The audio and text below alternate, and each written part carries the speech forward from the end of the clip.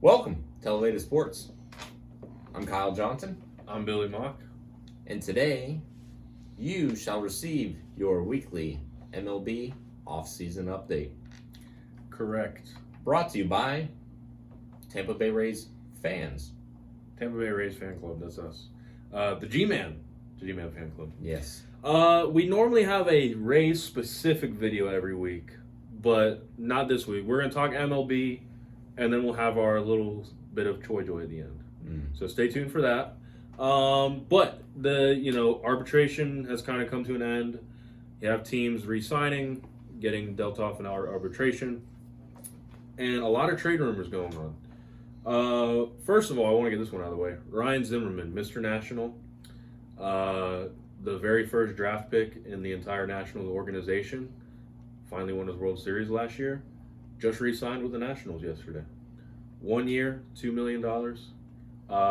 Probably going to be a farewell season. Yeah. Because there was... That's what it sounds like. Yeah, it sounded... Last year there was talks about, does he retire or whatnot. The Nationals are kind of... They're kind of pushing towards the younger organization, even though they kind of had a lot of those vets on the team last year. Howie Kendrick's probably out. I think Asdrubal Cabrera got signed by somebody else. And then you're probably gonna have this farewell season with Ryan Zimmerman, which I'd love to see. Zimmerman, probably the most wholesome player in the entire MLB. And part of the reason why we're not talking about what the Astros being World Series champions. Thank God. Thank you. Hit a mammoth home run off of Garrett Cole in Game 1 of the World Series. Was absolutely amazing. Marcell Ozuna, former Cardinals outfielder, is now an Atlanta Brave. Went to the team that they beat. Signed 1 year, $18 million contract with Atlanta. Atlanta's going in all in this offseason. You have the horrific loss to the Cardinals in the DS. You hate to see that. The Braves have no intention of getting rid of any of their core.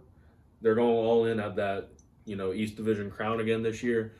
Personally, were my pick out of the NL to make the World Series last year. But, flopped in Game 5 there. They're going all in. They signed Marcell Ozuna in talks about getting Nolan Arenado in a trade from the Rockies. The NL East is probably going to be the most exciting division because you got the Braves, who are obviously going to be contenders again. The Nationals, who are World Series champions. The Phillies, who were supposed to be that last year, weren't bad, but didn't live up to expectations. They could potentially do that this year. You got the signing of Didi Gregorius, adds that, to the lineup. Right. Then you got the Mets, a wild card there. Obviously lost their new manager in Carlos Beltran.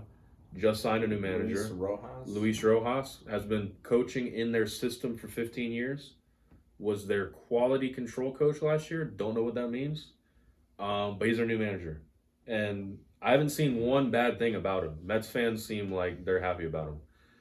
So you got the Mets. Obviously, one of the best pitching staffs in the league. Jacob DeGrom, Syndergaard, Thor, right? What do they call him?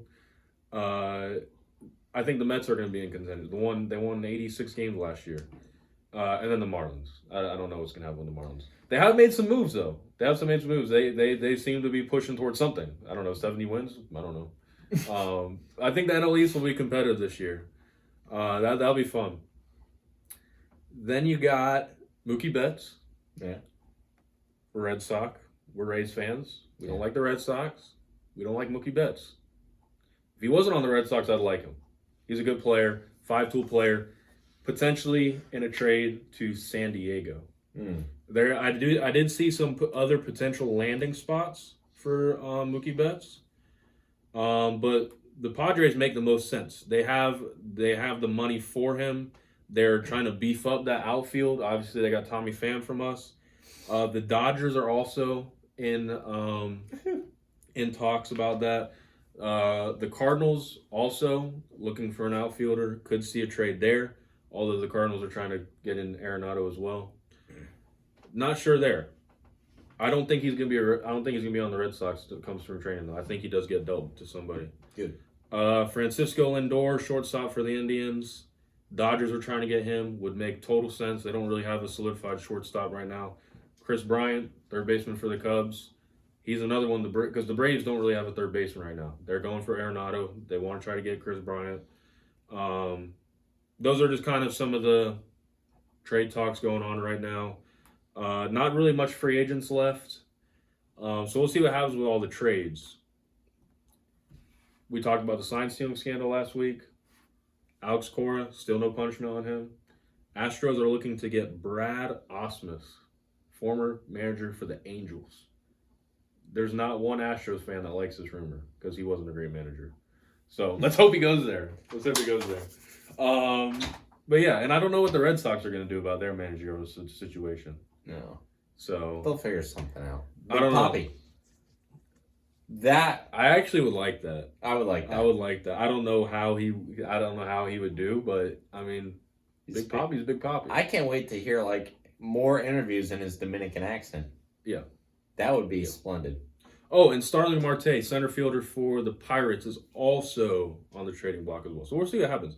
And as far as Rays fans go, he'll get traded to the Rays for some Rays guy who was good but won't be good once he gets there. And then Marte will exactly. be That's amazing. what the Pirates and Rays do.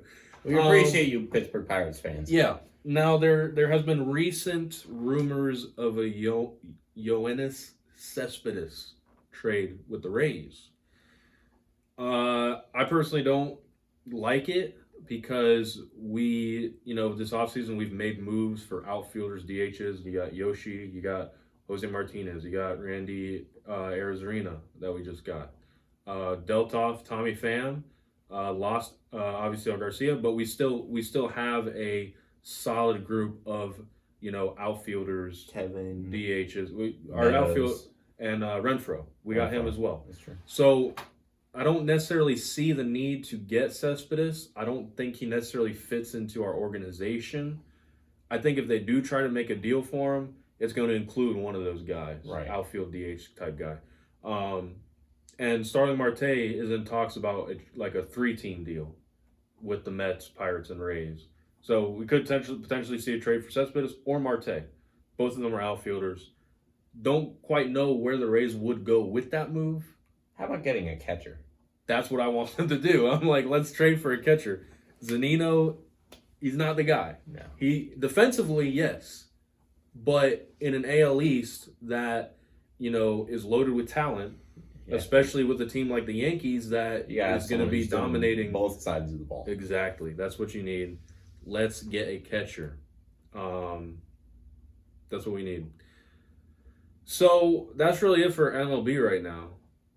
It'll be interesting. Nolan Arenado, I guess I forgot to hit on it. I did say that we're talking about a trade for him. Right. Basically what happened is the Cardinals front office came out and said that he's basically untouchable in trades. And then Arenado didn't like that. He didn't like that they assumed what he wanted and weren't willing to hear him out and said it was disrespectful. So now they're saying that Arenado is likely not going to be in Colorado come spring training.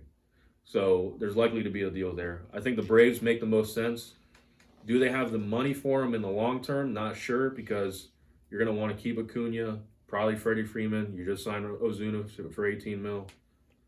I don't know, but I think the Braves are in the running for Arenado. Right. They're in the lead in the running for Arenado. And they just released, this is like the prospect list. They released the top 100 prospects. The top 100. And for the second year in a row, we have a young man by the name of Wander Franco. He is in the Rays farm system right now. And this man has been the number one prospect 2 years in a row.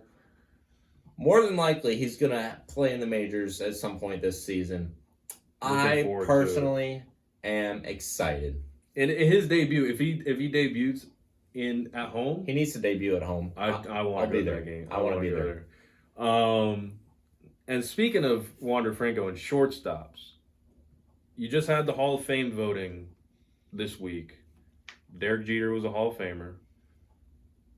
Not unanimously. 396 out of 397 votes. Thank you to the one. The first shortstop to be unanimously voted into the Hall of Fame will be Wander Franco. Yes. Save this video for when that happens. I will do that. Now, we enter into a segment Near and that dear, is near and dear to our heart. near and dear to our hearts, and hopefully it's near and dear to your heart at this point. This is a segment called Choi Joy. It's Choi Joy. It's time for the latest and the greatest on our hero, G-Man Choi. We wanna dig deeper into his life off the field. We wanna get to know the man underneath.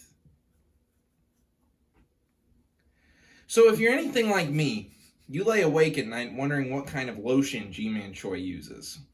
I mean, this man's skin is as soft as a baby. I mean, it's glowing. He has literally perfect skin. Have you felt him? No, but you can just tell by looking at him. It glistens even as he's playing on the field. Sure. If you're trying to find G-Man, look for the player that's glowing, and you will find him. So, he uses a product called Dermis. It is a lotion and body oil that you can use to just really open up the pores and have the best skin possible.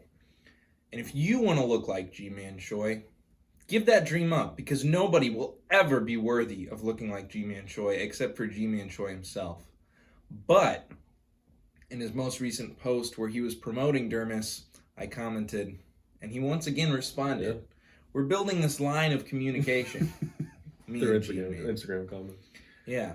And he came back and saw it again later, because what happened was I commented, he responded. Then one of my followers on Instagram, so friends, saw that I commented. They commented. They were like, "Oh my gosh, G-Man Choi Was it Rosie? replied to your comment." No. Oh. And so that was like probably 8-10 hours afterwards, after he had already replied. So he comes back and he sees that and he likes both of our comments. So essentially what I'm saying is that I was on G-Man's Choi mind twice in the same day. We're building a friendship. It's gonna happen. Oh, hey, like, subscribe, comment. Follow the journey of us getting Connor to meet his hero, G-Man Choi. And stay tuned, because there's another journey we're about to begin. There's another journey. We're keeping it on lock right now, but you'll find out if you continue watching this channel. So, like, comment, subscribe, check out the podcast, check out the socials.